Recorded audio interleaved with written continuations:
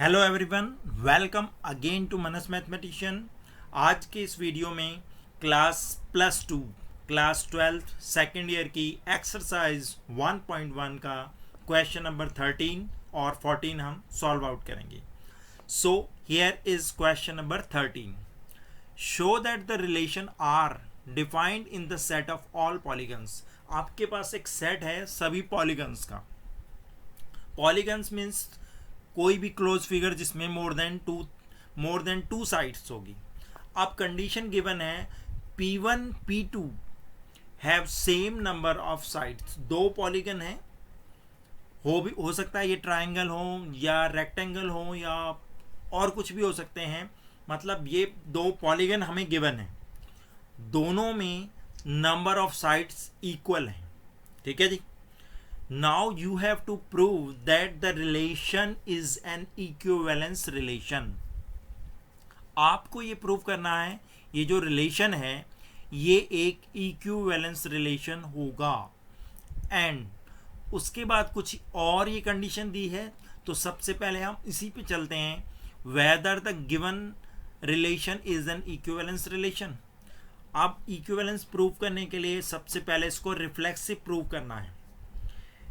Are जो given है वो लिखें पहले। R is equal to P1 P2 such that P1 and P2 have same number of sides. ये गिवन कंडीशन है।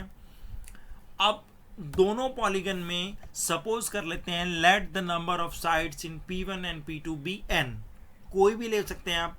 हमने जनरली नंबर ऑफ साइड्स को हम n से रिप्रेजेंट करते हैं, इसलिए मैंने इसको n ले लिया।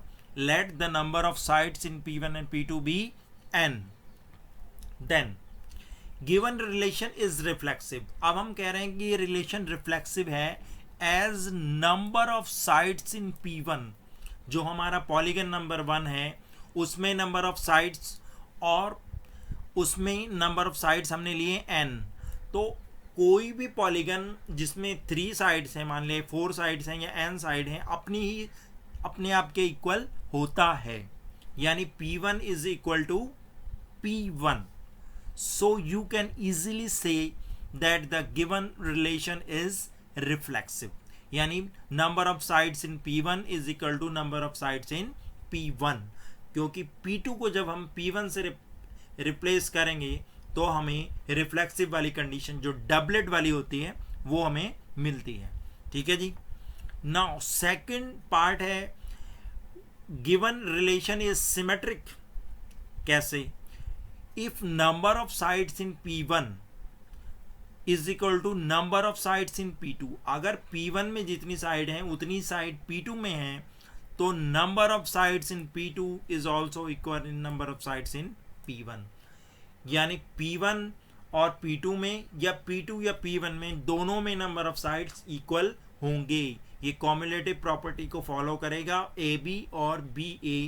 दैट मीन्स ये सिमेट्रिक भी होगा। ठीक है जी। अब लास्ट कंडीशन रह गई दैट इज ट्रांजिटिव। अब ट्रांजिटिव के लिए एक और ले लेते हैं, P3 और ले लेते हैं। P1 and P2 have n number of sides. P2 और P3 में भी n नंबर है। Then P1 and P3 will have n sides. बिल्कुल क्लियर है। P1 और P2 सपोज ट्राइंगल्स हैं, दोनों में 3 साइड्स हैं। क्लियर। अब अगर P2 में 3 है और P2 और P3 इक्वल हैं तो P3 में भी 3 साइड्स होंगी। दैट क्लियरली इम्प्लाइज कि P1 और P3 में भी इक्वल नंबर ऑफ साइड्स होंगे। तो हमने n लिया हुआ साइड्स को, P1 और P3 में इक्वल नंबर ऑफ साइड्स हो गए। दैट मीन्स ये ट्रांजिटिव भी हो गया रिलेशन। अब ट्रांजिटिव हो गया तो ये इक्विवेलेंस रिलेशन हो गया, क्योंकि तीनों कंडीशन को फुलफिल कर रहा है। क्लियर। नाउ अब इसकी सेकंड पार्ट को पढ़ते हैं। What is the set of all element in A related to right angle triangle T with side 3 4 5। अब ये कंफ्यूजिंग के लिए दिया है 3 4 5। इसका यहाँ पर कोई लॉजिक नहीं है। आपको क्लियरली ये पूछा what is the set of all elements in A में जितने भी एलिमेंट हैं उनका सेट किस से रिलेटेड होगा? To right angle triangle T। आपके पास राइट एंगल ट्राइंगल है, सिंपली आपके पास एक ट्राइंगल है। अब ट्राइंगल में आप मुझे बताएं ट्राइंगल में कितनी साइड्स होती हैं। As we know that number of sides in a right angle triangle is equal to 3। कोई सा भी ट्राइंगल हो उसमें नंबर ऑफ साइड्स कितनी होंगी, 3 होंगी। दैट मीन्स जब ये हमारा जो ए एलिमेंट है, ए सेट है, वो इससे रिलेटेड है तो उसमें सारे ट्राइंगल आ जाएंगे। Set of all the triangles in a plane, the set of all elements in A. अगर ए इससे रिलेटेड है और इसमें नंबर ऑफ साइड्स कितनी हैं, 3 हैं, तो ए में भी जितनी नंबर ऑफ साइड्स होंगी 3 का ग्रुप होगा। ये एक राइट ट्राइंगल है, उसमें set of all triangles in a plane, ये आप लिखेंगे set of all triangles in a plane. Clear है? इस पे ना जाएं 3 4 5, ये कंफ्यूजिंग है, ये केवल उसकी साइड्स बता रहा है वो आपको, तो इससे कंफ्यूज ना हो। हमें केवल ये गिवन है कि वो एक ट्राइंगल है तो नंबर ऑफ साइड्स उसमें 3 होंगी। दैट मीन्स अगर उससे कोई सेट रिलेटेड है टोटल पॉइंट, तो उसमें वो सारे ट्राइंगल्स का ग्रुप होगा। So you will say set of all triangles in a plane. Clear है जी? Now move to question number 14। Let L be the set of all lines in XY plane. एक L क्या है, lines का set है, मतलब बहुत सारी लाइन्स हैं। R बी द रिलेशन, और R एक रिलेशन है। कैसे? L1 L2 such that L1 is parallel to L2। मान ले 2 लाइन है, एक ये लाइन जा रही है और ये लाइन आपस में पैरेलल मुझे गिवन है। This one is L1 and this two is L2। This one is L1 and this one is L2। ठीक है जी। अब आपसे कहा है कि फाइंड द सेट, ये तो लास्ट, इसको बाद में करेंगे, पहले ये रिलेशन को हम इक्विवेलेंस प्रूव करेंगे। ठीक है जी, चलते हैं। अब इक्विवेलेंस प्रूव करने के लिए सबसे पहले reflexive, L1 is parallel to L2। L1 L2 के पैरेलल है। जब मैं L2 को L1 से रिप्लेस करूंगा, L1 is parallel to L1, कोई भी लाइंस अपने आप के पैरेलल बिल्कुल होती है। ठीक है जी।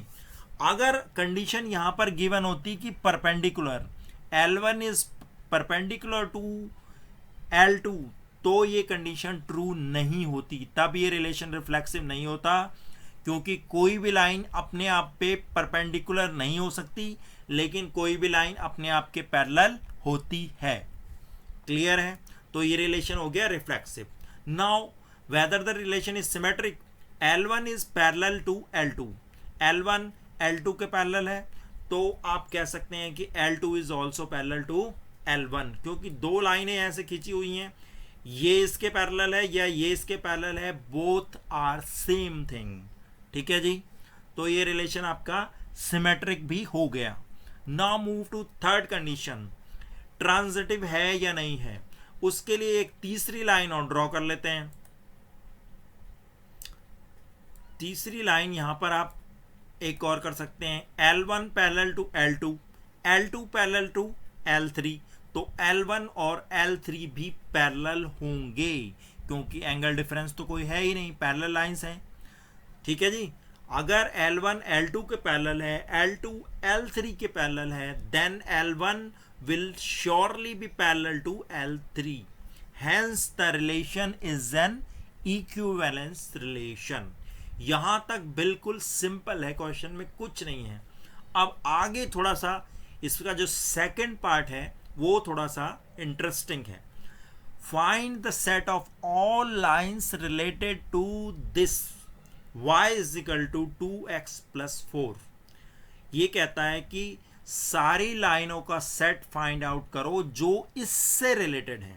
एक लाइन की इक्वेशन दी हुई है आपको, y is equal to 2x plus 4। अब नेक्स्ट उसमें चलते हैं। आपको एक जनरल इक्वेशन जो होती थी, इक्वेशन ऑफ स्ट्रेट लाइन, अगर याद हो, स्ट्रेट लाइन की इक्वेशन थी y is equal to mx plus c। ठीक है जी, कोऑर्डिनेट ज्योमेट्री में आपने पढ़ा था y is equal to M X plus C, equation of a straight line. Now ये जो m होता था, m is called slope, m is equal to tan theta. और होता क्या था, मेरे पास एक लाइन है, लाइक ये लाइन है, ये एक्स एक्सिस है, ठीक है जी। ये जो एक्स एक्सिस के साथ एंगल बनाती है लाइन थीटा, तो ये इसी को स्लोप कहते हैं, m is equal to tan theta, ठीक है। और ये इक्वेशन में इस तरह से रिप्रेजेंट होता है, y इज इक्वल टू जो x का कोफिशिएंट होता है वही आपके स्लोप को रिप्रेजेंट करता है, ठीक है। नाउ अगर इस लाइन के पैरेलल मेरे पास लाइन होंगी, मान ले ऐसे, ये और ऐसे आ गई लाइन, या ऐसे लाइंस हैं, तो सब में कॉमन चीज क्या होगी कि जितने भी पैरेलल लाइंस हैं जो ये स्लोप है ये इक्वल रहेगा। Slope of all parallel lines will be equal और सेम। यू मे से कि सारी पैरेलल लाइंस का स्लोप सेम होता है, ठीक है जी। वो तभी पैरेलल होंगी जब एंगल डिफरेंस नहीं होगा, यानी ये जो आपका स्लोप है ये फिक्स्ड रहेगा, सेम रहेगा। यानी जो x का कोफिशिएंट है जो इस इक्वेशन में है वही उनमें भी रहेगा, ये बात समझ लें, ठीक है जी। अब अगर x का कोफिशिएंट यहां पर मेरे को 2 गिवन है तो जो पैरेलल इक्वेशंस हैं उनमें भी 2 ही रहेगा, क्योंकि ये स्लोप सेम रहेगा, यानी ये चीज फिक्स रहेगी, केवल ये कांस्टेंट चेंज होगा, ठीक है। We know that two lines are parallel only if they have the same slope, ये मैं आपको बता चुका हूं अभी। Now the given equation of straight line जो आपको given है वो ये है, ठीक है जी। यहां पर स्लोप क्या है आपके पास 2 है, तो m is equal to, therefore all the lines parallel to this line will have the same slope। यही स्लोप बाकी लाइंस में भी होगा क्योंकि एंगल डिफरेंस नहीं होगा, यानी m की वैल्यू 2 रहेगी। therefore set of all the lines related to this line is y is equal to 2x, यहां तक सेम रहेगा, y is equal to 2x ये सेम रहेगा।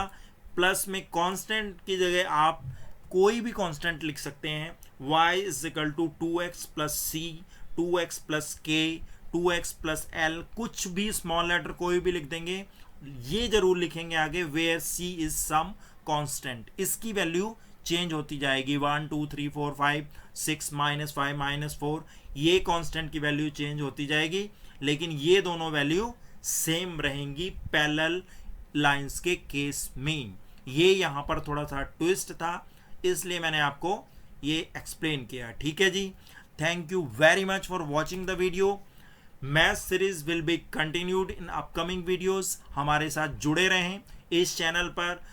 NCERT, RD Sharma, RS Agarwal from the first chapter to the last one सब solve out करेंगे। बने रहें channel पर हमारे साथ, चैनल को सब्सक्राइब करें, वीडियो को शेयर करें। Thank you very much for watching.